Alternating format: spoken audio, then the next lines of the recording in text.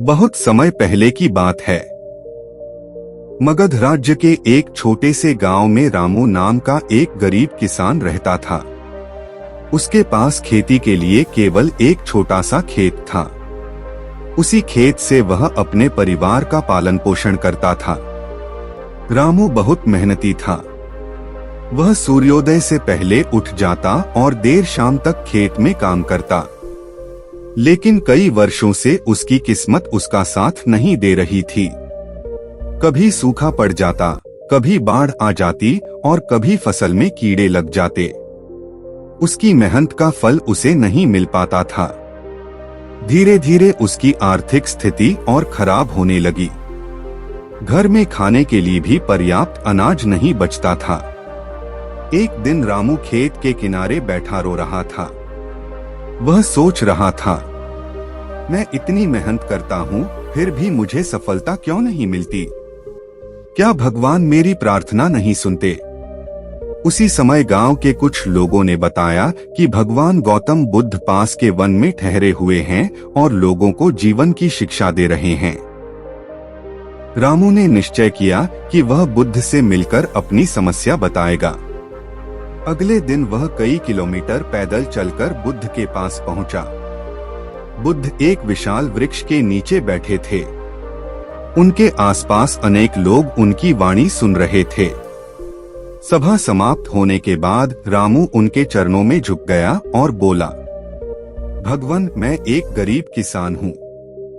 मैं दिन रात मेहनत करता हूँ, लेकिन मुझे सफलता नहीं मिलती। मेरे जीवन में केवल दुख और संघर्ष हैं। कृपया बताइए कि मैं क्या करूं? बुद्ध ने उसकी बात ध्यान से सुनी। फिर उन्होंने मुस्कुराते हुए पूछा, रामू, यदि तुम खेत में बीज बो दो और अगले ही दिन फसल काटने पहुंच जाओ तो क्या तुम्हें फसल मिलेगी? रामू बोला, नहीं भगवान, फसल को उगने और पकने में समय लगता है। बुद्ध ने कहा, ठीक उसी प्रकार जीवन में सफलता भी समय मांगती है। केवल बीज बोना ही पर्याप्त नहीं है। उसे पानी देना पड़ता है, उसकी रक्षा करनी पड़ती है और धैर्य रखना पड़ता है। रामू ध्यान से सुन रहा था। बुद्ध आगे बोले, कई लोग मेहनत तो करते हैं, लेकिन धैर्य खो देते हैं। वे परिणाम जल्दी चाहते हैं। जब परिणाम देर से मिलता है तो वे निराश हो जाते हैं। रामू ने कहा, लेकिन भगवान, मैंने तो वर्षों से मेहनत की है। बुद्ध ने उत्तर दिया, क्या तुम हर असफलता से कुछ सीखते हो? रामू चुप हो गया। उसे महसूस हुआ कि हर बार नुकसान होने के बाद वह केवल दुखी होता था, लेकिन कारणों को समझने का प्रयास नहीं करता था। बुद्ध ने उसे सलाह दी, मेहनत करो, सीखते रहो और धैर्य रखो। सफलता का पौधा धीरे धीरे बढ़ता है। रामू ने बुद्ध की बात अपने हृदय में बसा ली। उस दिन के बाद उसने खेती को नए तरीके से करना शुरू किया। वह अनुभवी किसानों से सलाह लेने लगा। उसने पानी बचाने के उपाय सीखे, फसल की रक्षा के लिए बेहतर तरीके अपनाए। सबसे महत्वपूर्ण बात यह थी कि उसने शिकायत करना छोड़ दिया और हर कठिनाई को सीखने का अवसर समझना शुरू कर दिया।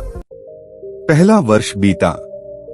इस बार उसकी फसल पहले से बेहतर हुई। दूसरे वर्ष उसे और अधिक सफलता मिली। तीसरे वर्ष उसकी मेहनत रंग लाई। उसके खेत में भरपूर फसल हुई। जिस किसान के घर कभी अनाज की कमी रहती थी, अब उसके गोदाम अनाज से भर गए। गांव के लोग उसकी सफलता देखकर आश्चर्यचकित थे।